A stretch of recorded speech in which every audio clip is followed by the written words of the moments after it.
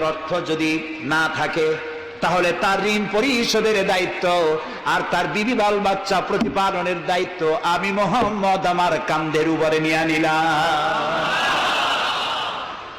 দারিদ্র বিমোচনের জন্য নবী করিম সাল্লাল্লাহু আলাইহি ওয়াসাল্লাম মানুষকে কাজ দিয়েছেন, ভিক্ষা কম দিয়েছেন।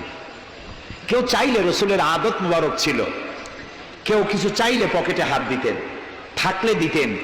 জীবনে একদিনের জন্য কাউকে না বলেন নাই।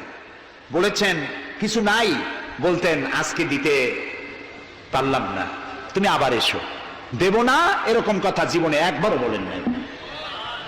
সুবহানাল্লাহ। শুধু দিয়েছেন, কিছু নেন নাই।